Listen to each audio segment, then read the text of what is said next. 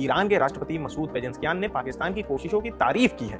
यहाँ सबसे बड़ा सवाल ये है कि आखिर पाकिस्तान पर ईरान इतना मेहरबान क्यों है? जब वो दुनिया के बड़े बड़े मुल्कों के जहाजों को रोक रहा है तो पाकिस्तान के लिए रेड कारपेट क्यों बिछाया गया है? नरेंद्र मोदी इजराइल जाकर फादरलैंड करते रह गए और इधर पाकिस्तान जैसा आतंकी मुल्क शांति का दूत बनकर अमेरिका की टेंशन को कम कैसे किया जा सकता है, इस पर डिस्कशन किया। पाकिस्तान के प्रधानमंत्री के ऑफिस ने कहा कि शहबाज शरीफ ने ईरान के राष्ट्रपति को बताया कि वो खुद पाकिस्तान के डिप्टी पीएम विदेश मंत्री इशाक डार और आर्मी चीफ आसिम मुनीर मिलकर अमेरिका, खाड़ी देशों और दूसरे इस्लामिक देशों से बात कर रहे हैं ताकि ऐसा माहौल बनाया जा सके कि पीस टॉक आसानी से शुरू हो सके, मतलब लड़ाई रोकने की बातचीत आसानी से शुरू हो सके।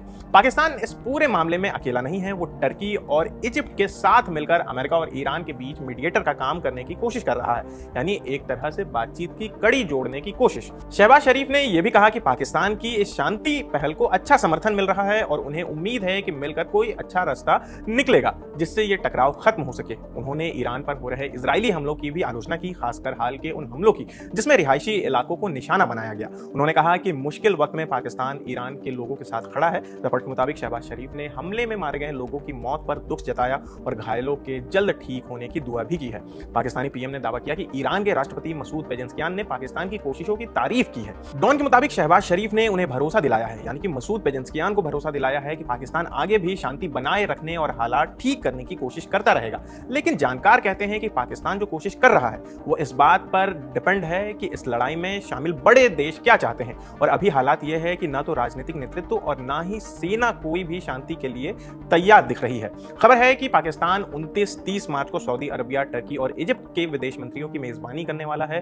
कहा जा रहा है कि इस बैठक में चल रहे तनाव को कम करने के तरीकों पर विस्तार से बातचीत होगी, और कहानी यहीं खत्म नहीं होती। रिपोर्ट में कहा गया है कि 26 मार्च को पाकिस्तान के विदेश मंत्री इशाक डार ने कहा था कि अमेरिका और ईरान के बीच सीधी बातचीत नहीं हो रही, बल्कि पाकिस्तान के जरिए ईरान को मैसेज पहुंचाया जा रहा है। बता रहे हैं ईरान के साथ पाकिस्तान का एक समझौता हुआ है जिसके तहत अब पाकिस्तान के 20 जहाजों को हॉर्मुज स्ट्रेट से सुरक्षित निकलने की परमिशन मिल गई है।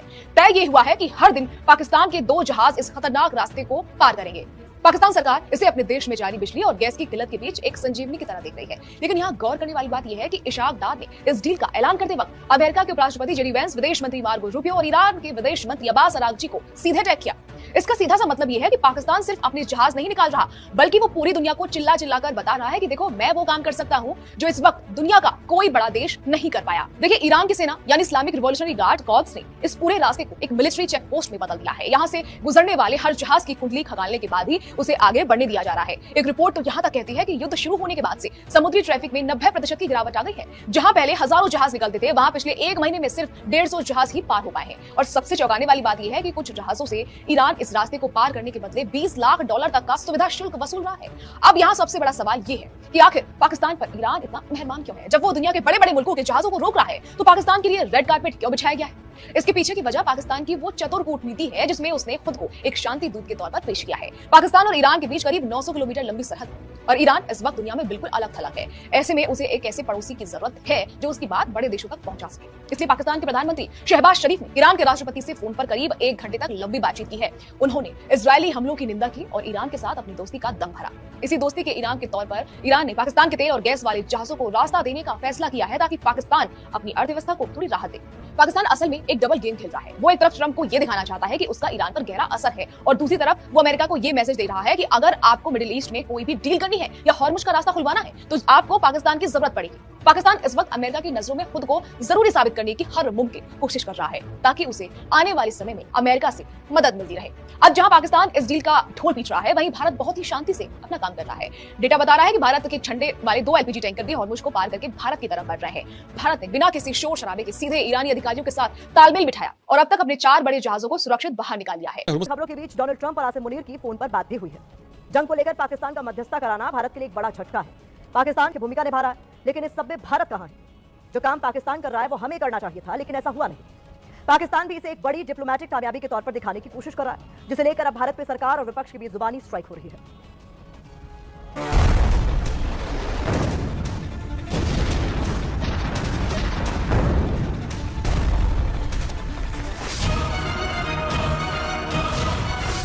पहली हैरानी की बात तो यह है कि डोनाल्ड ट्रंप ने अचानक 5 दिन तक ईरान के पावर प्लांट पर हमला रोक दिया, और दूसरी हैरानी की बात यह है कि पाकिस्तान मिडिल ईस्ट की जंग में मध्यस्थता की भूमिका में है। पाकिस्तान जैसे देश का मध्यस्थता कराना एक बड़ा सरप्राइज है।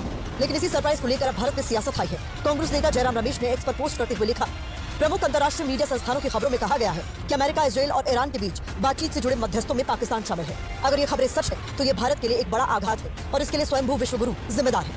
पाकिस्तान का मध्यस्थों में शामिल होने का मतलब है अमेरिका का शहबाज और मुनीर पर पूरा विश्वास होगा। आसिम मुनीर से तो डोनाल्ड ट्रंप फोन पर बात भी कर चुके हैं।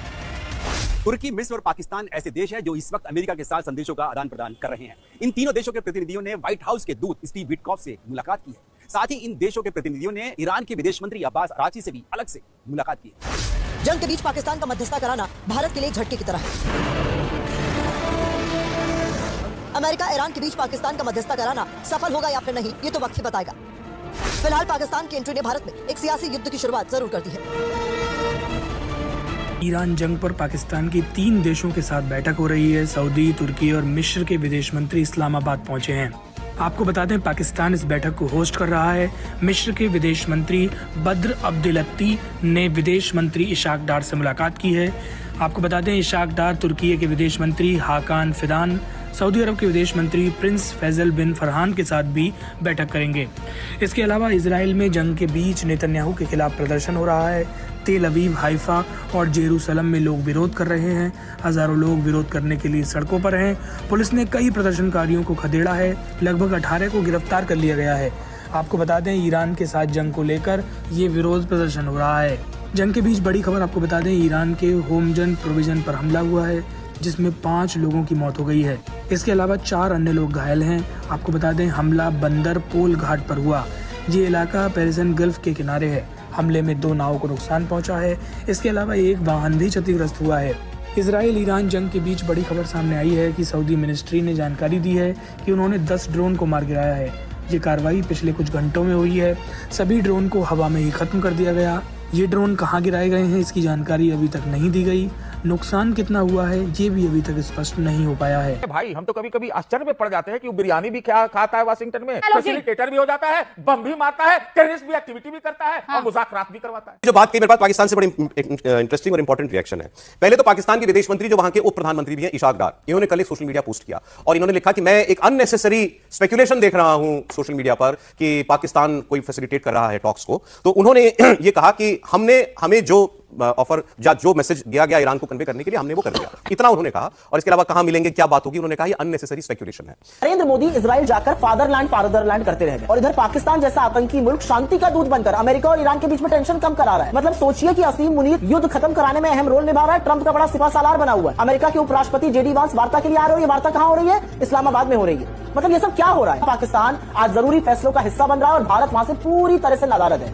हिंदुस्तान दुनिया के इतने अहम मुद्दों से कभी भी इतना दूर नहीं रहा है, कभी भी इतना अलग नहीं पड़ा है जैसा कि अब पड़ा हुआ है। मोदी जी के फर्जी मेडल का चस्का, विदेश नीति के नाम पर ही करना और जबरन गले मिलकर फोटो खिंचवाने की कीमत आज देश चुका रहा है। लानत है, कहां लाकर खड़ा कर दिया मेरे देश को। भक्तों के पप्पा ने इजराइल को फादर बनाने के चक्कर में देश की फजीहत करा दी है। इंपॉर्टेंट डिसीजन मेकिंग से आज हिंदुस्तान गायब। खबर है कि पाकिस्तान 29-30 मार्च को सऊदी अरबिया, टर्की और इजिप्ट के विदेश मंत्रियों की मेजबानी करने वाला है।